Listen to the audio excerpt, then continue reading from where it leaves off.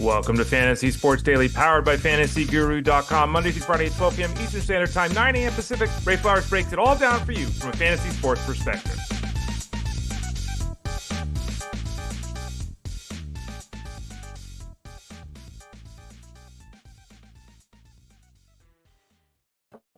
Hey there, everyone. Ray Flowers of FantasyGuru.com. How you doing this morning? Hopefully well. We got a lot going on. We got a breaking trade in the NFL. We'll talk to Tyler Beaker in about a half an hour. We've got a trade of Jahan Dotson from the Commanders to the Eagles, an interdivision trade. Very interesting. So we'll talk about that in a little bit. Before we get to that, I'll throw up on the screen what we're going to talk about today on the show here. By the way, before we even get to that, you can look at it as I'm talking. I'm Ray Flowers of FantasyGuru.com. Thanks for joining me today on the free show. Lots to talk about. As I noted, we got the football talk in about a half hour with Tyler Beaker, as you can see there on the screen. We're going to spend a lot of time talking about things such as Christian Kirk, Curtis Samuel, Tim Patrick, DeAndre Hopkins, Jaxon, Smith-Njigba, Keon, Coleman, Jayden Daniels, Devin, Singletary. We'll talk about all those scenarios with Tyler Beaker here in about a half an hour or so. Before we get to that, we love the baseball talk. Elly Cruz making history. He's been spectacular. Just wanted to hit on that one more time. Matt Wallner, Nolan, Gorman, two guys going in different directions. What the hell's going on with Alex Bregman? Brandon Rodgers is killing it. Justin Verlander is back. Chris Bassitt, Camilo, Doval, Logan, Webb. Remember when people were getting a little nervous about Logan Webb? Garrett, Crochet, oof. Tobias, Myers, Johnny Cueto was back in our lives. Matt Waldron and Jordan Montgomery. So that's what we're going to talk about here for about the next half hour before we visit with Tyler Beaker. It is a Thursday, so Tyler's on the show. As I've mentioned previously this week, we're going to change things up a little bit here moving forward. When we get to next week, will be the same in terms of the format. Week one of the NFL season, we're going to change things up a little bit. We're going to add another guest. We're going to have some fun on the show, so we'll talk about that as we get a little bit closer. Again, I'm Ray Flowers of FantasyGuru.com. You can find this show, Fantasy Sports Daily, all over the place, Monday through Friday at 12 p.m. Eastern, 9 a.m. Pacific time. You can find us at Facebook.com/FantasyGuruHQ. You can find us at YouTube.com/@ElitePlusNetwork. Both of those spots, you can leave comments, you can leave questions, and we'll hit them up at the end of the show. So if you're watching us live there, if you're in that spot live, check it out. Leave the comment. We'll hit it up at the end of the show. You can also watch us live on YouTube on X, Twitter X, at Fantasy Guru site. And you can catch us anytime. Go to FantasyGuru.com, click that subscribe tab in the top right corner. That'll allow you the opportunity to see this show today or listen to this show today and to the other shows. It's cataloged there. And you can always type in Fantasy Sports Daily to your local podcast network and take us with you on the go, wherever that might be, eating lunch, exercising, driving in the car. Check it out, Fantasy Sports Daily. Type it into your podcast network. All right, here we go. Let's dive in and talk some Elly Cruz. Woo! Elly Cruz making history. And we've talked about him a lot. He was a cover boy on our draft guide this season. He went 3-4 last night, had a home run, scored 3 runs, had an oppo home run, historic opposite field home run, because of the fact that now he has a season in his second year in the big leagues of 20 home runs and 60 steals. That's damn impressive. That's the 9th time that has ever been done in baseball history. He's the 6th player to do it. Now, Ronald Acuna did it last year.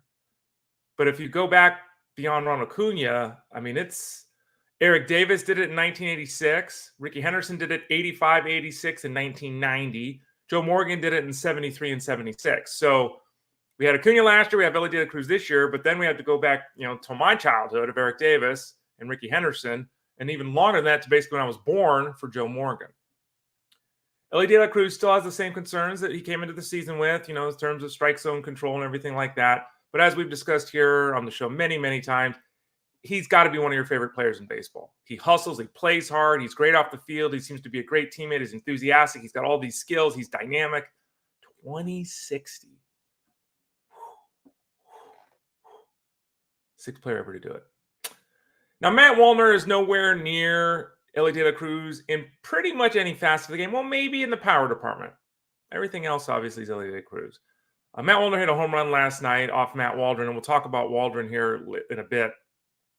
3-run home run off Waldron helped him to break up a slump. He's like 2 for 18, so really kind of listening a little bit. But Matt Wallner, I think we've talked about him on the show before. I know I've written about him. I forget sometimes. He's been in the cash game breakdown multiple times. He's only hitting 256. Okay. And he's got 8 home runs this year. And Ray, who cares? Okay. That's fair. But he's got a 962 OPS. For his career, the mark is 878. And in 139 games, he's got 24 home runs. I mean, take away what he did last year or 2 years ago as a rookie in his first exposure to the big leagues. He's got a 900 OPS his last 120 games. 920. Now, he's not somebody that you want to utilize against left-handed pitching. We know that. In fact, the Twins rarely even utilize him against left-handed pitching. But against righties in his career, 970 OPS. So, it's tough to get excited about a guy that doesn't run much and then is obviously in a platoon scenario. But for those of you, looking for a guy that you're desperate, you're looking for some pop, you play the matchups on a daily basis, Matt Wallner against right-handed pitching, someone to consider. Now, a very similar profile type of player, albeit one who's had some success, more success at the major league level technically, but also some more substantial struggles, is Nolan Gorman. And Nolan Gorman, has been, is, and will be a 30 home run power bat. Nolan Gorman is also a very uneven offensive player with massive strikeout totals. The Cardinals took the odd step of sending him down to AAA yesterday. Jose Fermin replaced him on the active roster. Oof. The Cardinals got rid of Tommy Edman, right? Could have put him at second base. They don't have that now. They had their second baseman, Gorman, demoted. So what do? Well, they're not going to play Fermin on a consistent basis. What they're going to do is shift Brandon Donovan to second base. Okay. That gives them an outfield of Lars Nootbaar, Tommy Pham, and Victor Scott. Scott can't hit, but he's a good defensive player. Pham has had a hot start when he joined the Cardinals and slowed a little bit. They've obviously got Jordan Walker, who we talked about yesterday, who they just demoted, to bring up if he catches fire here. So, in the end, is this worse for their offense? Not really. Brandon Donovan's a very good offensive player. But this is a disturbing situation for Gorman, who simply put has to make more contact. I mean, there is a spot for a Nolan Gorman type in the big leagues, and the teams will take him hitting 220 with 29 home runs. Yeah. He can be Joey Gallo in the infield. Yeah. But not every team wants that. Not every team has a need for that or a desire to have that in their lineup. And Gorman, without making some significant changes here, might be a backup on a good team or a starter on a crappy team. That's kind of where we're trending with him. But really interesting moves by the Cardinals here is demoting Jordan Walker after they basically didn't give him a chance to play, and then sending Nolan Gorman to the minors. And I think they're facing like 8 of 10 games against right-handed pitching, so it should be a Gorman sent down. Needs to work on some things. All right, Alex Bregman, he hit his 20th home run last night. He returned to the lineup. Was a DH. He had that elbow issue. We were told he hurt himself sleeping. We talked about that and we laughed. And his sleeping code for wild sex and all this kind of stuff. After the game, or maybe it was before the game, but they were talking about his availability defensively, and Bregman had a bunch of things to say to the media. He has gremlins in his elbow that are making things weird. I don't know. Going to be a fluid situation is how it's being described, whether he plays defense or not. So, look, I don't like doing this, and I don't have any power, so it doesn't really matter anyway. It's just you and I having a conversation. But what are the Astros doing? They haven't been honest with us about Kyle Tucker. I think that's pretty damn obvious. It sure didn't seem like they were honest with us with Justin Verlander. I highly doubt that sleeping on your elbow wrong will cause you not to be able to play defense for 6 weeks or 7 weeks, actually, since the time of the year. Now, the good news, I guess, is that Bregman's going to be able to DH and be in the lineup consistently. I guess that's the real takeaway. He has been incredibly hot in August, so this injury to his elbow came at a horrible time because he finally had found his offensive game. We'll see. I assume if he can't play defense, he may not be able to DH every day either. So,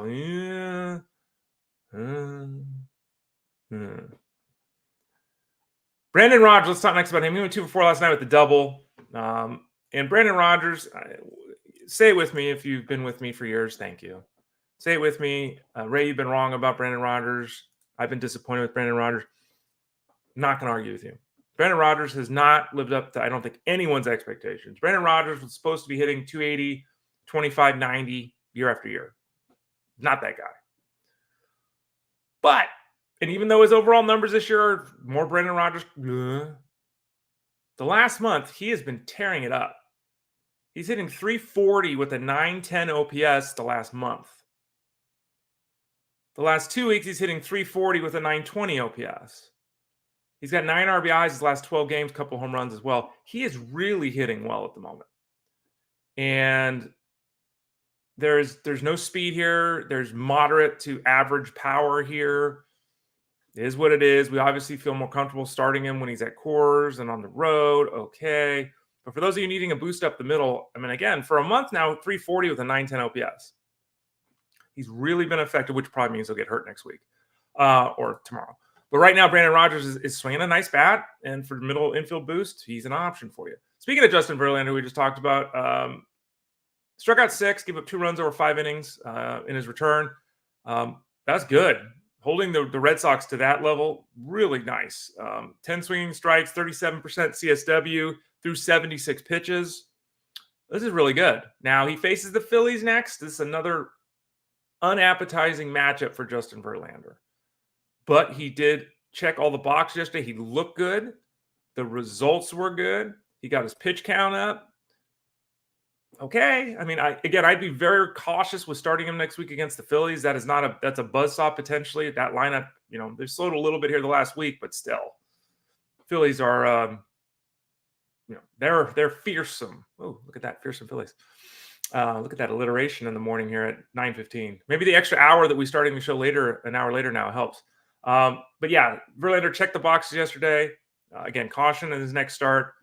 Maybe we'll have a guy we can utilize down the stretch. That'd be really nice. We've been waiting 2.5 months for that, Justin Verlander. Blue Jays manager John Schneider said yesterday that they're changing the rotation up. So what they're doing is they're going with Burr as an opener today. Then Ryan Yarbrough is going to come in as the bulk reliever. Everyone gets pushed back. So Chris Bassitt is not going to pitch Friday. There you go. So just an FYI. And, this is another example of when I had that question. I think we talked about it yesterday about someone saying, look, I'm trying to plan 2 start pitchers, out in the calendar. I mean, they just changed everything, backed everything up a day. Did the Blue Jays? That changes the whole outlook of the team and their starting staff. And I've told it before, like, for those of you hanging with me in DFS baseball, we're going to do our best here down the stretch, but it ain't easy. The pimping ain't easy. Putting a DFS lineup together as we approach September ain't easy. And I'm really nervous about September, to be quite honest, because I don't know what teams, like, I wake up in the morning and there's 2 or 3 teams every day. I don't even know who's pitching. Maybe they know and they just haven't told us. Maybe they don't even know. So we're going to grind it out just like we're grinding it out in the regular season, trying to emerge victorious. I'm here for you. Ask those questions in Discord. You can send me a comment or a question on Twitter, X, Instagram, @BRayFlowers. Obviously, leave some thoughts here as well while you're watching the show live. Do our best. We're grinding, and we're here for you. Camilo Doval, very interesting. Camilo Doval's gone down to the minor leagues. He is eligible to return on Saturday. He has had 3 consecutive scoreless innings with the strikeout each time out in the minor leagues. Now, we talked about this a lot when it happened because he was a huge disappointment to me. Huge disappointment to the Giants from the sound of everything. But Doval going down, I mean, throwing 97 miles an hour with his stuff, like, he should have success in the minor leagues, right? If he can locate his pitches mildly effectively. So you don't want to take too much away. It's 3 innings. And you don't want to take too much away from always blowing away 22-year-olds. Well, he should. But I guess he's doing what they wanted him to do. Because Bob Melvin said it's likely that starting tomorrow on their 6-game road trip that the Giants have, some point on that road trip, Camilo Doval's up. So it's likely he's promoted this weekend or early next week. Now, Bob Melvin, when he was demoted, basically said that Doval is still our stopper, he's still our closer, and we expect him to gain that role when he comes back. When he was talking yesterday, talking about the promotion or the recall of Doval, he did not say Doval is going to be immediately put in the 9th inning. He didn't say who was going to be the 9th inning guy. Is it still going to be Ryan Walker, who's been terrific this season, who's been better than Doval as a pitcher? Is it going to be Walker? Is it going to be Doval? We don't know. So if you're desperate in saves, if you're trying to be proactive, if you have a roster spot that's kind of fungible, you could add Camilo Doval. Okay. Does that mean he's getting a save on Monday? No clue. If you have Ryan Walker, you continue to hold. Obviously, we're not making any moves there. I'll be writing about the bullpens today over at fantasyguru.com in a little bit more depth. So stay tuned and check that out. Okay. Logan Webb, speaking of the Giants, I remember us having discussions and saying, look, Logan Webb has been disappointing based upon what I hoped for, based upon my rankings, but based on what I hope. And I've had discussions here on the show with you all. I've had multiple discussions in Discord over at fantasyguru.com and try to caution people, look, saying that he didn't live up to my expectations doesn't mean he's been a disappointment. Okay, there's a big difference. There's a ton of disappointments out there. Logan Webb hasn't been a disappointment. He just hasn't lived up to expectations. And I would always point out when we're having these discussions with all of you that he's still going out there and throwing quality start after quality start after quality start after quality. It still matters. In this era with Ryan Yarbrough starting, with us not knowing who Logan Webb takes the ball and throws quality start, takes the ball, throws a quality start, on and on and on. He's up to 172 innings pitched right now. He's got 146 strikeouts, which is not, a huge number, right? Because compared to the innings at least, but 150 strikeouts in this day and age is pretty good. He's in that zone of a guy that just racks up innings and produces strikeouts because of the innings total. More interestingly enough, after 2 runs in 8 innings yesterday against the White Sox, another quality start for him. He's completed 7 innings in 4 of his last 5 starts. Okay. Over his last 5 starts, he's allowed 4 runs, and he's 4-0 over 5 starts. So let me say that again. Last 5 starts, he's 4-0, and he's given up 4 runs. His ERA is down to 3.13, and his WHIP is 1.19. There is still a chance, and this is, there's still a chance that by the end of this season, his numbers are right where we expected them to be. There's a chance. Now, the WHIP probably is going to be a tiny bit high. If it's 117 this year instead of 107, okay, right? Okay. But Logan Webb is grooving, cruising, killing right now. Hopefully you didn't do something strange and trade him or something like that. Garrett Crochet, poster boy for what we've been talking about all year. Yesterday was against the Giants, was the 8th consecutive start of 4 or fewer innings. He is now useless. A guy who was arguably the best left-handed pitcher in baseball for 3 months is useless with a capital U in fantasy. Now the only question is how many starts is he going to make, these 4-inning starts? How many of those is he going to make before they shut him down? That whole situation, bungled, I think is a good way to put it. And you can blame whoever you want to blame or whatever, but bungled. And Garrett Crochet, for those of you in head-to-head leagues, jettison the crap out of him. You should have done it a couple weeks ago. Even in roto leagues, there's really no reason to be keeping Garrett Crochet at this point. Shocking. Tobias Myers is somebody that maybe you can turn to if you have a Garrett Crochet. Tobias Myers gave up 6 hits, a couple runs, 5 strikeouts in 4 innings against the Cardinals. And, he threw 89 pitches, so they got him out of the game. That's disappointing because you want him to hold on and have a chance for a victory, obviously. He's got a 2-start week next week against the Giants and the Reds. And that's not something that I'm running from. And, in the case of Myers, let's give credit to the Brewers, by the way. They find ways to have success, right? Myers has now made the 20 outings this season. He's thrown 103 innings, got a 2.90 ERA and a 1.14 WHIP. And really, he's had 1 bad start in a month and a half. His last 5 starts, his ERA is 2.1 and his WHIP is 1.1. He's been really effective.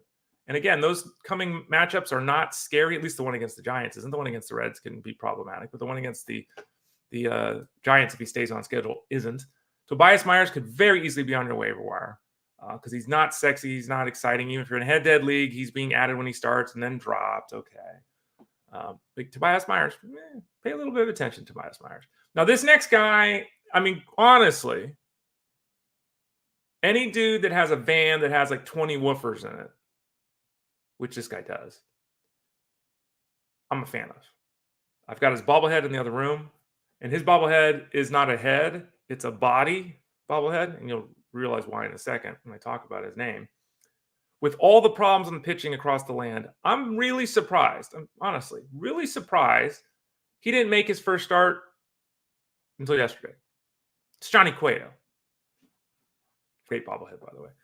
Allowed 3 runs with 1 strikeout over 6 1/3 innings and a loss to the Royals. This is his debut with the Angels. I mean, mixed leagues, Tigers next week. I mean, if it's not the craziest thing in the world in a mixed league to add Johnny Cueto. In an AL-only league, add Johnny Cueto.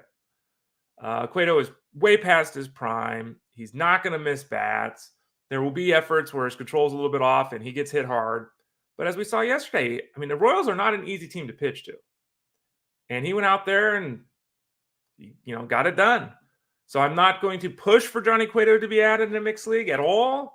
But I will say if you're desperate, especially if you're in a head-to-head league and you're looking at matchups, if he faces the Tigers next week, it's there. Now, Matt Waldron is somebody that I talked about yesterday in the Discord with one of you all. And I basically came to the point, I was like, look, I think I'd still be okay starting Waldron yesterday. Face the Twins, through 4 1/3 innings, give up 10 runs. Horrible, horrible outcome.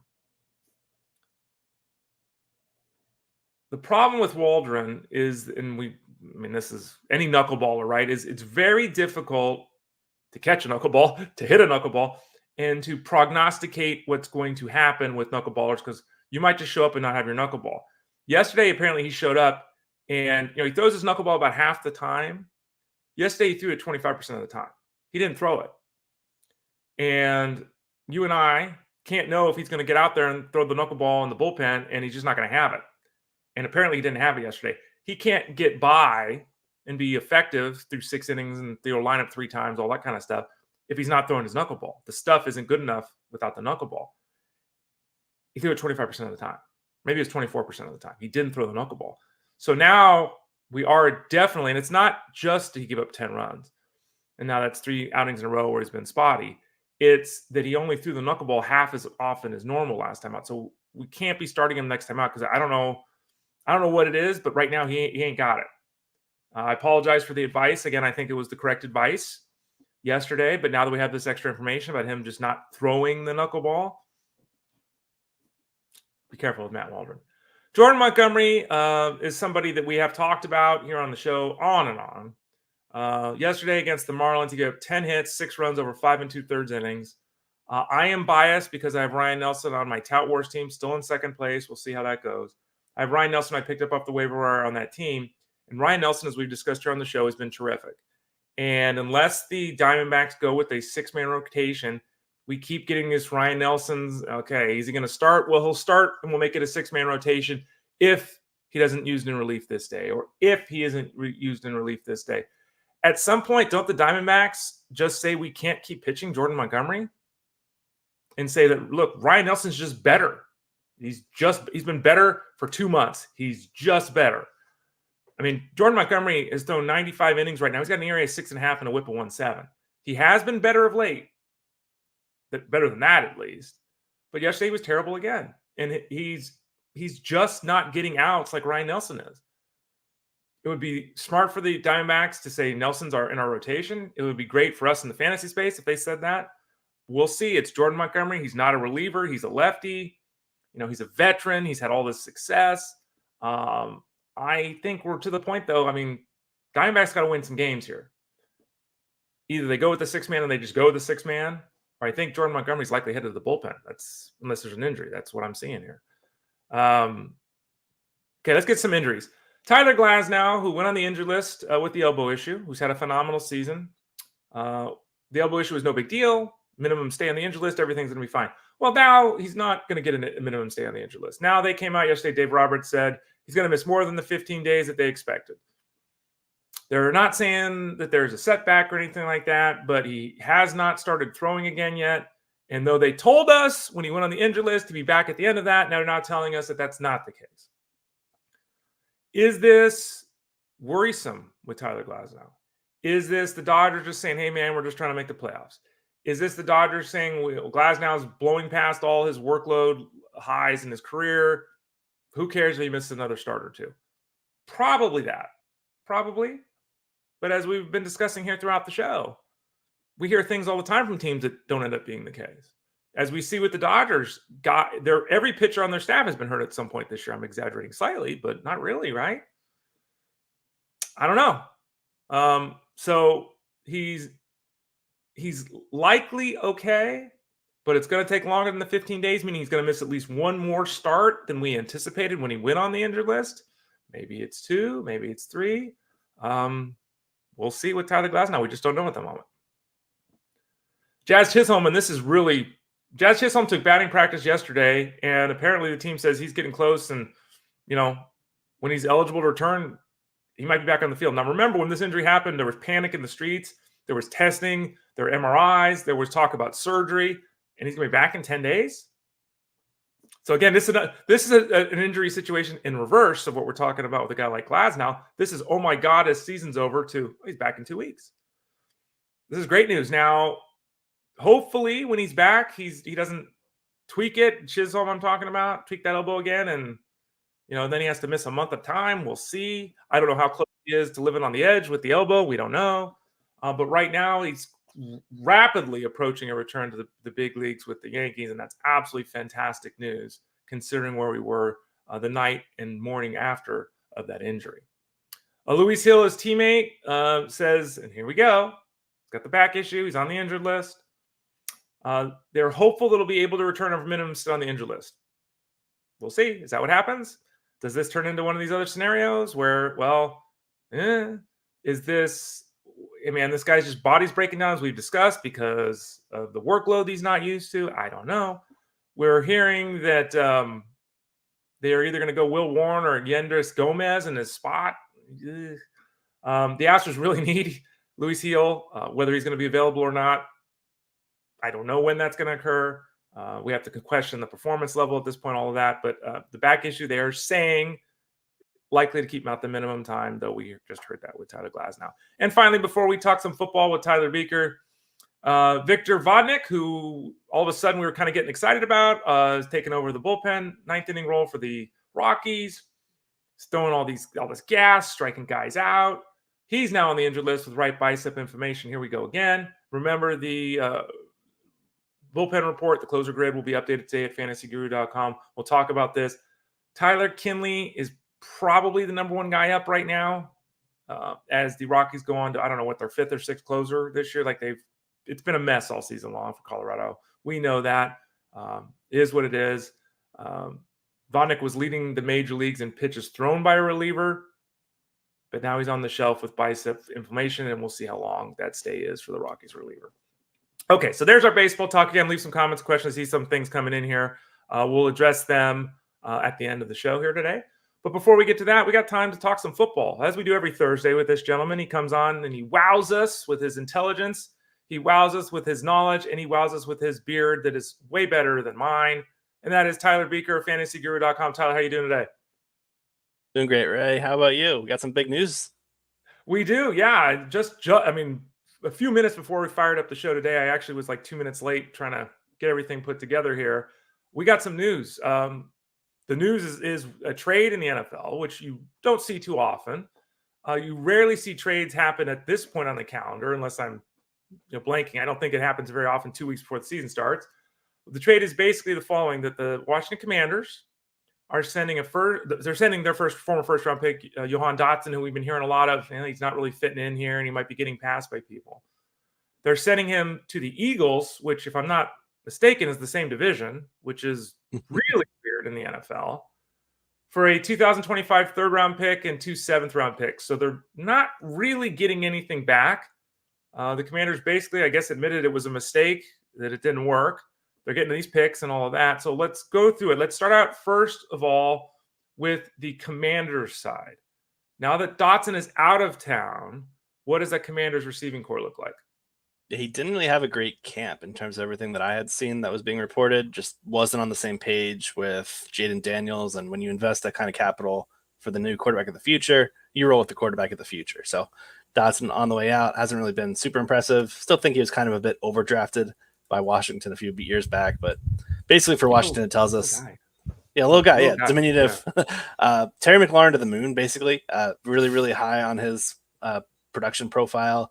He's been a 1,000-yard season wideout for 4 straight years. The first year was his rookie year, 900 yards. So I'm expecting another 1,000-yard season for him, and a lot of high reception totals for him as well. This is going to be an RPO offense. We've been seeing it all preseason, where it's been really, really quick passes for Jayden Daniels or kind of some deeper shots. I'm expecting McLaurin to be one of those beneficiaries of the high reception totals, kind of like how Pittman saw elevated targets in Indianapolis last year, kind of in a similar vein. If you're a betting member, we were able to hop on the betting prop for Terry McLaurin at 875 yards just a few minutes ago. Unfortunately, it's already jumped up to 925, so we've already seen that market move quickly. But there we go. We got some closing line value, so at least we got that.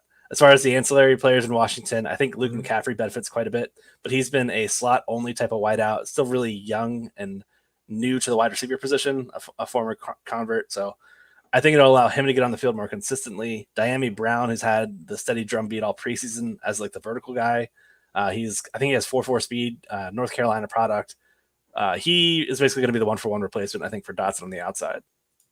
So I think McCaffrey, interesting selection as like a final round pick in a home league draft, but I really like these two, McCaffrey and Dyami Brown, as late round best ball draft picks, not knowing when we're going to see the spike weeks, hoping they'll inevitably come. So arrows up for everybody there in Washington. I would say arrow down for Dotson himself moving to Philadelphia. Right.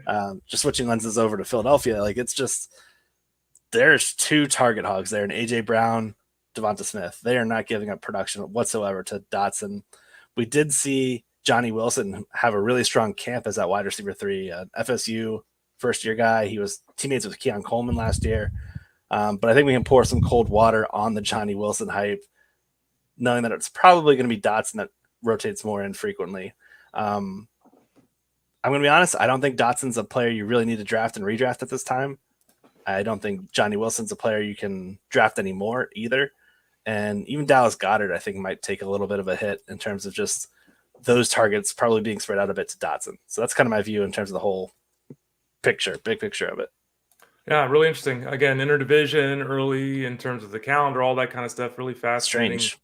Yeah, very, very weird. But we'll see. I met Jahan Dotson. Seemed like a nice guy, but again, like I said, he's tiny. Like, I towered over Jahan Dotson. Like, it was like, oh, hello, gonna shake it downward like this. Now I'm almost 6'4", so I'm a taller guy, but still. Okay, so breaking news that we were able to break down here. More of this. Obviously, Tyler will be in Discord at fantasyguru.com today. I'm sure he'll be adjusting his rankings in his draft book and all that kind of stuff too as a result of all of this. Okay, so let's go to, and Tyler's kind of our wide receiver guy. He does everything. He's our best ball guy too. I'm not trying to pigeonhole him, but he spends a lot of time looking at wide receivers. Obviously, focuses on that on a weekly basis. So I figured we'd talk about the wide receiver position with him today, and then we had the news about the wide receiver, so it played right in there. What about Christian Kirk? He's the guy I wanted to ask you about because, Jeff Manns is very, very pro Christian Kirk. I think you're a pro Christian Kirk as well. But he's had this nagging calf issue. Like, does these reports and this injury, even if it's minor, change your outlook on where it was maybe a month or so ago with Christian Kirk? Yeah, I believe by the time week 1 of the NFL season starts, we'll be looking at like a 3 to 4 week timetable of a rest period for Kirk. And that's huge if he's maximizing it, doing everything he should treatment-wise. It's a mild calf sprain. I'm no doctor, but with Doug Peterson optimistic about it, the beat reporters optimistic about it, I'm still buying Kirk at current costs. We have seen about a dip in ADP, average draft position, of about a full round. So I'm just scooping the discount. He's still a priority click for me. I think this offense really does well when it runs through him. He averaged about 15 fantasy points per game when healthy last year, excluding that week 1 dud. But yeah, he was very, very productive, and I think they've got some great field stretchers there to open up more lanes for him in terms of picking up yards after the catch in 2024. Still buying. Curtis Samuel is a player that, we're all focused on Tommy Callahan, but Curtis Samuel is going to have a role with the Bills and could be a significant role. There's all those vacated targets. We've all talked about it all offseason and all that. They're calling his foot injury turf toe. Now, you don't want to hear turf toe. Turf toe can be something that lasts for a long time. And I've told the story many times. I won't give the whole thing here, but I thought toe injuries were the lamest thing ever until I got an ingrown toenail, and then I understood completely. It hurts like a mofo. Okay, and trying to play football and push off and twist. What are we doing with Curtis Samuel? And what about the receiving core around him? Because if he's going to miss some time here at the start of the season, there's an opportunity there. There's target share that's open. Yeah, so for those that aren't familiar with turf toe, it's basically like the joint where the big toe comes into where the foot of the. So like here's my hand, like it's like this little section here. Trying to show you here. I like that. Yeah. So it's not like the toe itself, like he didn't stub his toe. It's just that part though really painful in terms of pushing off and accelerating. So there's generally like different stages of this. I'm not a doctor again, but if it's minor, we're looking at a 1 to 3 week turnaround. Moderate 4 to 6 weeks. Major, we could be looking at months. So given that they haven't stated that it's major, I'm expecting kind of the shorter window for this.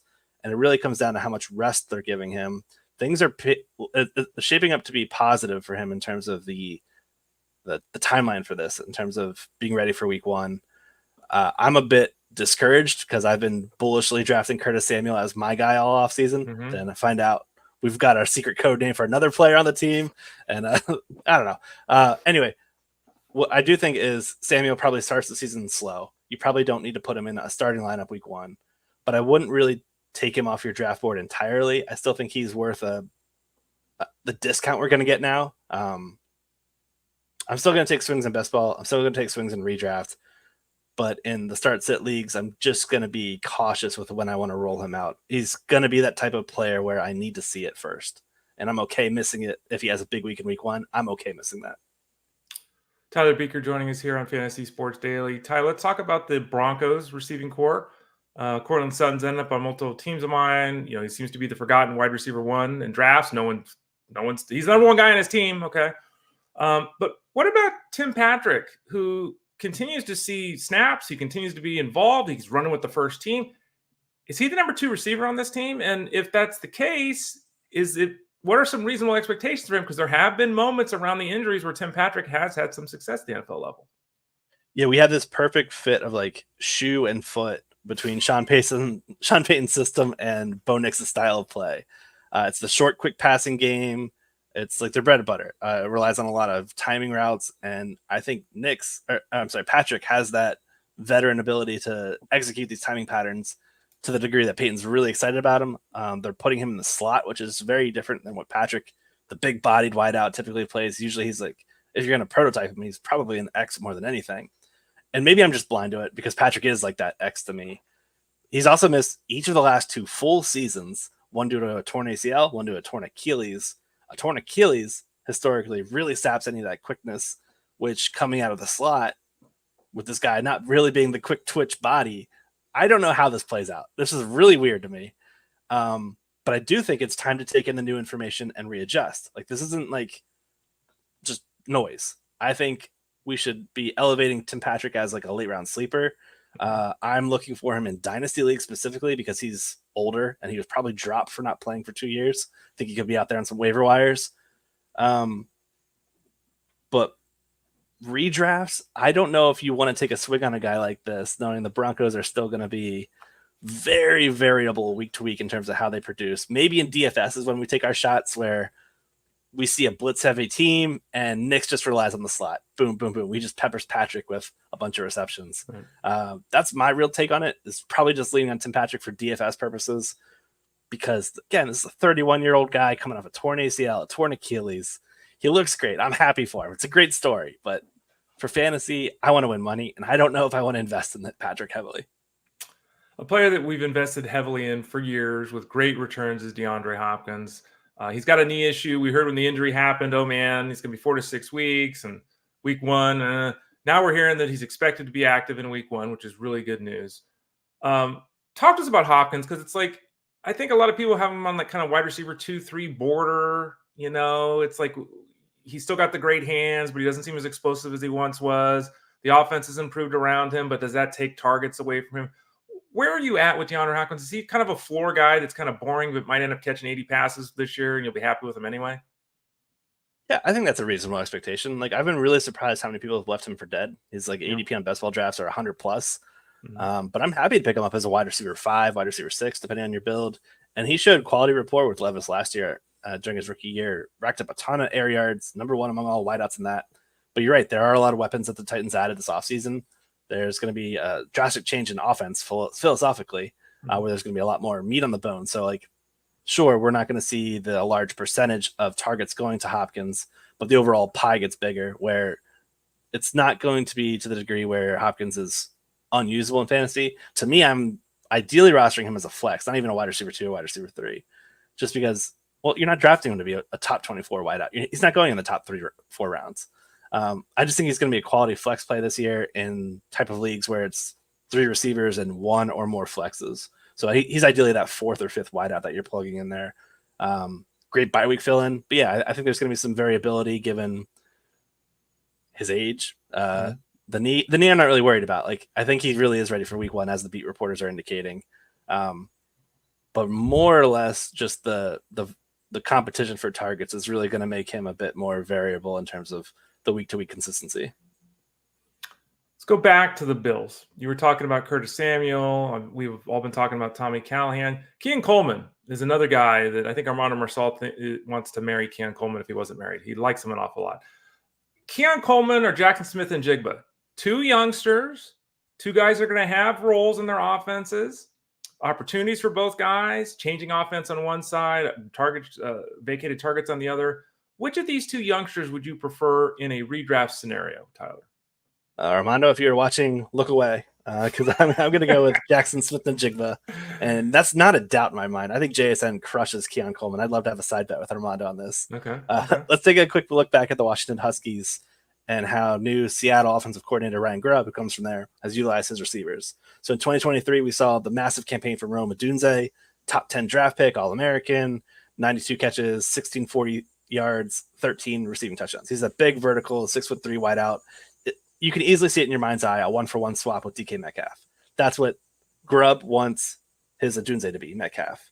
His slot receiver, he wants him to be Jalen McMillan. So in 2022, the year prior, McMillan was sported a 93% slot rate, led the Huskies in receptions with 79 catches, but he wasn't like a yak merchant. He wasn't a guy that just picked up yards after the catch. He sported a 13.1 average depth of target. That's very notable for Jaxon Smith-Njigba, who had a training wheels like 6.4 ADOT last year.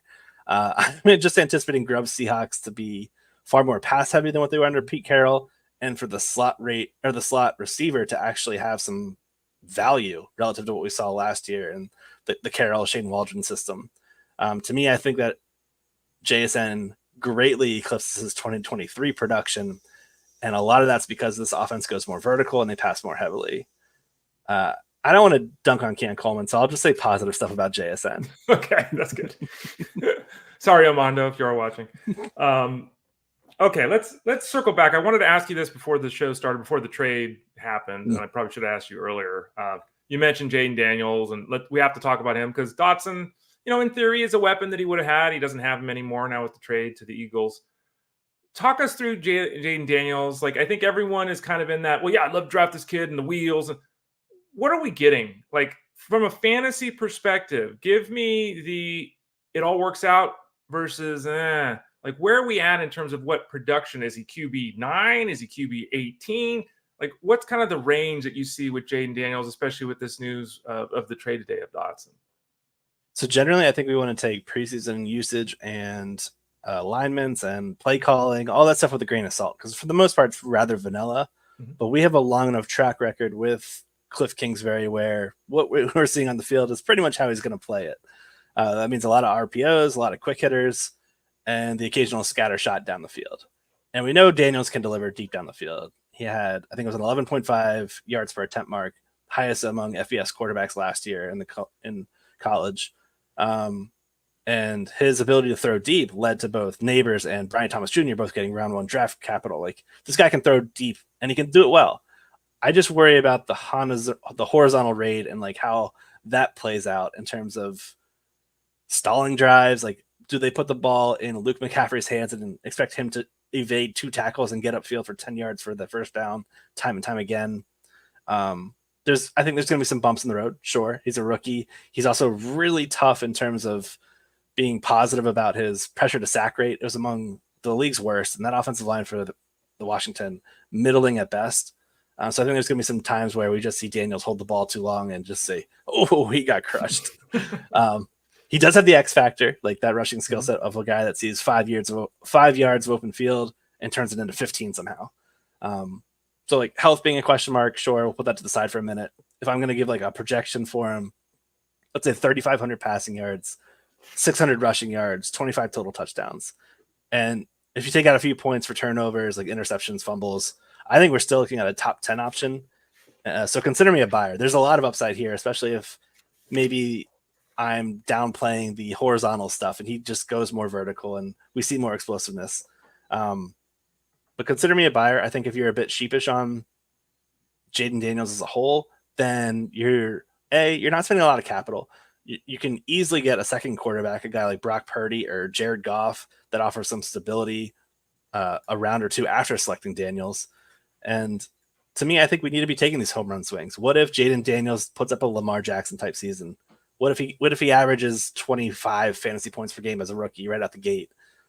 Those are the types of upside swings I like to make. And knowing that he's like around 8 through 10, depending on your platform selection, you're not spending premium capital to find out. So that's the type of swing I like to make. I think even if you want to play it safe and get a second QB, you can. But yeah, that's what I'm expecting for Daniels. I expect the Washington offense to have some bumps, but to be exciting. And whenever you see them against your favorite team, it'll be awesome. Tyler, before we let you go, Tyler Beaker, fantasyguru.com.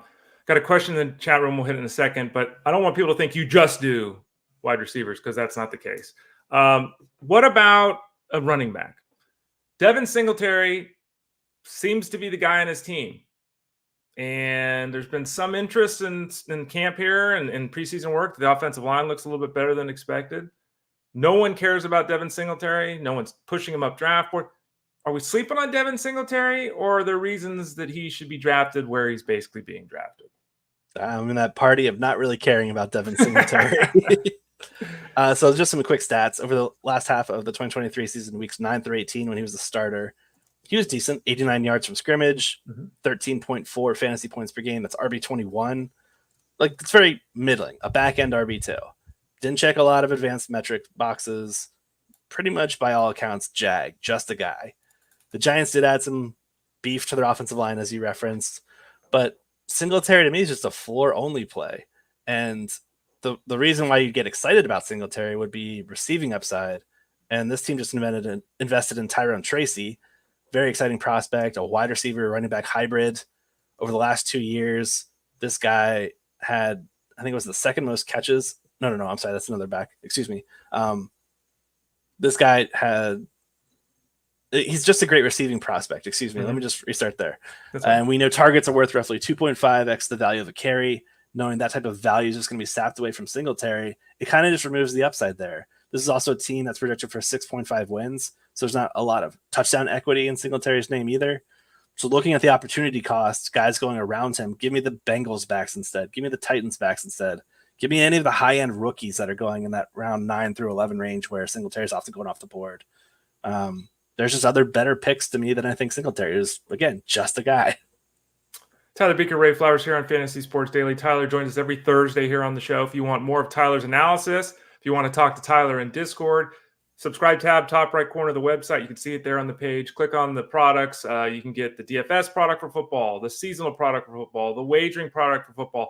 Tyler's heavily involved in the wagering stuff. He put together the whole preseason package there in terms of here's what we're doing if you're wanting to get interested in football. We've got that whole group. In gambling. We've got that whole group of articles that he spearheaded as well. So he's a multifaceted guy. You can get all his work again. FantasyGuru.com. Click that subscribe tab in the top right corner. Before we let you run, Tyler, we did have a question here from David P. So let's fire it up here on the screen. He's in a Superflex 10-team league. He's keeping Anthony Richardson in the 7th round. If I get a top 4 pick, would you take one of the big 4 quarterbacks? If not, when would you draft that other quarterback? Like, what do you do? Do you take another quarterback there? Do you wait? The 2 QB Superflex question is everywhere. I know we've got rankings for this. Jeff Mans wrote about this in his Manifesto. We talk about it all the time. Give David some of your thoughts here. Superflex League 10-team, keeping Anthony Richardson in the 7th round. What are we doing for that second quarterback? It's a great question. I did answer a question similar to this on Discord, so I'm curious if it was the same person. What my takeaway was, the Colts have a Week 14 bye. If we're looking at the top 4 quarterbacks, it's probably some combination of Jalen Hurts, Josh Allen, Patrick Mahomes, Lamar Jackson. With Lamar Jackson likely that 4th guy, and also that Week 14 guy, I ideally don't want to start Richardson and Lamar, 2 guys with Week 14. I mean, that gives you 13 weeks to figure out a solution for whenever you finally get there. But whenever I play Superflex, I try to vary those guys if I'm spending premium capital, and you are in this instance. So I would probably just go with the top running back or wide receiver on your board instead. Circle back in round 2. Maybe we get a falling player that you really like instead. So I'm frankly, if it's Lamar that's left there, I'm not going to take it. If it's any of the other 3, yeah, sign me up. Can you, and this is again, broader question about the same topic. Like, some people will walk away. Let's say hypothetically you end up with Jared Goff as your second quarterback, right? And it's Richardson and Goff. I don't think a lot of people are going to get excited about that, but that can work, right? Like, I think in the, everyone wants to have Lamar Jackson and Josh Allen. Everyone wants to have Joe Burrow and Lamar Jackson. I get it. But if you have a top 15 quarterback that you can feel really confident, like Jared Goff's, I think, a prime example, he's going to give you 4,200 yards and 28 touchdowns. Okay. Does that work? Because, again, the draft capital on a guy like Jared Goff is way below. He's not someone anyone's going into any of these drafts saying, I got to get me some Jared Goff. I got to get me some Jared Goff. I love that dude. All right, this guy, 15 of his first 16 games are going to be in domes. Mm-hmm. And over the last 2 years when he's played in domes, he has averaged just shy of 20 fantasy points per game. That's awesome. That's like top 4, top 5 production. To get that out of a stationary quarterback like Goff on a run-heavy offense, sign me up. So I think you're absolutely onto something here with the combination of Richardson, who has that X factor we talked about with Jayden Daniels, unknowing of what kind of production we'll get week in and week out, but has that rushing skill set to fall back on to insulate the fantasy floor where we're not left with duds whenever he throws for 140 yards and 1 touchdown and 1 pick. Right. He can still run for 60 and 2 scores in that same outing. So to me, I'm probably going to make a combination like this. I like the idea of Richardson, and if you miss out on your top guys, I wouldn't try to be discouraged because you missed out and you don't want to take Lamar Jackson. Kick the can down the road a few times. You can get a Jared Goff, a Brock Purdy. There's plenty of options late that can also be that quality player that offers top 15 upside late in the draft while still getting the X factor of Richardson, who could be a top 3 if everything goes his way. Tyler, before we let you run, what you're working on over at fantasyguru.com, you always got something brewing in that noggin of yours. What's in there right now? I've been working on it for 3 days. It's Beaker's players to target. Basically going through every position, showing my tiers. I've separated them differently this year, and a lot of it's been due to our conversations, Ray. So in years past, I would go round by round who I would select, but that's so different platform to platform. Me giving high stakes advice is different than me giving advice for Yahoo leagues or ESPN leagues. So I'm just doing positional tiers, and I'm highlighting players in gold that are priority players, guys that I want to try to leave my draft with every time. Green targets, and then red fades. So basically going through to highlighting players that I like, jotting down some few player notes on some of the key players that I want to leave drafts with, and noting a few of the players that I don't need them. I'm good. So yeah, that'll be out today. I don't know, probably 7,000 to 8,000 words. A lot of content there. Love that. And people love those type of articles, so they can check that out over at fantasyguru.com later today. Again, subscribe tab in the top right corner if you haven't signed up yet. Still plenty of time. We got all the information already out there, but plenty of time to digest it before your league starts. You can go in Discord, ask questions of myself and Tyler and the whole crew. You can always hit up Tyler as well on Twitter X at Tyler Buecher. That's TYLERBUECHER. But he's always in the Discord rooms answering questions over at the website. That's obviously the best way to get a hold of him. Get his analysis, get his draft book, which has got his rankings, and get all these articles that he's working on as well. So Tyler, thanks for joining us. We'll see you again next Thursday. Have a great weekend. We'll talk to you soon. All right. Sounds good. Have a good weekend too, Ray. You got it. Tyler Buecher of fantasyguru.com. All right. Before we end the show today, some comments here. Let's see. Doug M says, are you nervous about Sir Anthony Dominguez's performance? Absolutely. He's given up a run in 3 straight games. Just because he became the closer did not mean he was going to maintain the closer's role with the Orioles. They're in flux there. He's kind of just a guy that's never really held the roll down consistently. You got Craig Kimbrell who's struggled. You got Yannick Cano who continues to be successful. Yes, I would be concerned if I added Dominguez. Hopefully it wasn't with the hope that he's going to run away down the stretch and go 10 for 10 in saves. It's just not who he's been for the majority of his career. Let's see here. John G says, as a Philly fan, you probably should be, because Mark's also concerned about Anthony Dominguez. Yeah, again, rough timing. If he had pitched well, maybe he does run with this job.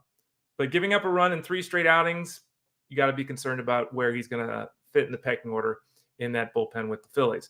Going back to David P., good job taking Vidal. Jeff would have done it to you. It was good radio. David's referencing Jeff Mans and I were in the SiriusXM host league. I had pick 2. He had pick 8. We spent about, half hour probably yesterday talking about our 2 teams. Jeff's show, the Elite Sports Show, Monday through Friday on SiriusXM Fantasy Sports Radio from 3 to 6 p.m. Eastern. I'm on every Wednesday. We talked about our teams yesterday. Let me just clarify what I said yesterday. I did not take Camilo Vidal because Jeff needed him. Wasn't a factor. I explained my reasoning in on the show during the visit yesterday. We went through the whole thing, my whole thought process as I put my whole team together.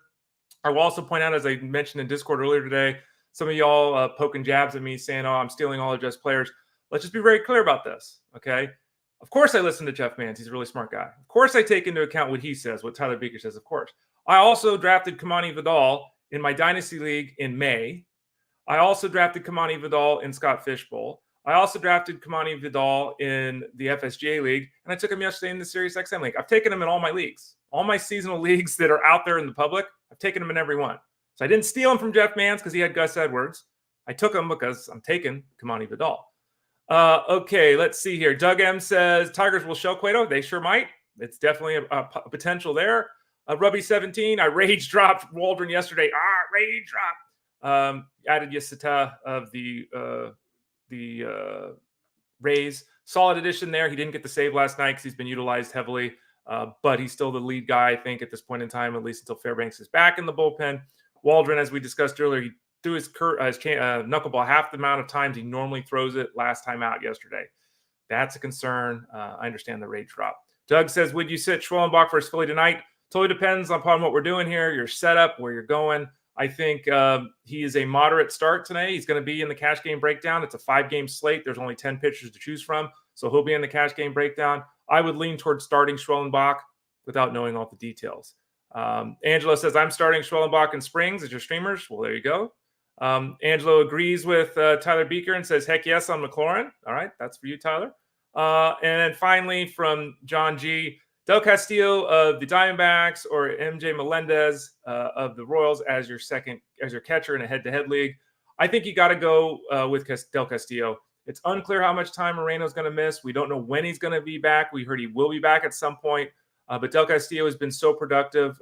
He's hitting .319 with 24 home runs down in the minors. He's hit .361 since he's been promoted to the big league level. I would go with Del Castillo. I would note that his exit velocity number is really bad and his strikeout rate is awful. So, we've seen the best 2 weeks we've seen out of Del Castillo. It's a slight lean to him, but it could get ugly quickly. 87.5 mile an hour exit velocity is not good, and a 35% strikeout rate is horrid. Lots of changes to be made. It's only been 10 games. He's in a nice groove. He's in the lineup. Del Castillo, but some concerns with him moving forward. Thanks for everybody for joining the show today. Really appreciate it. We're on the airwaves Monday through Friday at 12 o'clock Eastern time, 9 a.m. Pacific time. Join us back tomorrow. We'll have Armando Marsal joining us for some football talk about halfway through the show. I want to thank Tyler Beaker. Head over to the site and read all his stuff. It's great work. You won't be disappointed. Tons of analysis. I kind of jokingly say this, and it's kind of a joke. I don't know if he thinks it's funny. I think he's the Ray Flowers of football. I love it. I love what he does. I try to do the same kind of things in baseball. So I'm giving him a compliment. Hopefully, since you're here watching the show, you probably like my stuff a little bit, which means if you don't know Tyler's stuff, you're going to love it. So head over to fantasyguru.com, get signed up, and get his work as well as the entire crew over at FG. For Tyler, I am Ray Flowers. This has been Fantasy Sports Daily, powered by fantasyguru.com.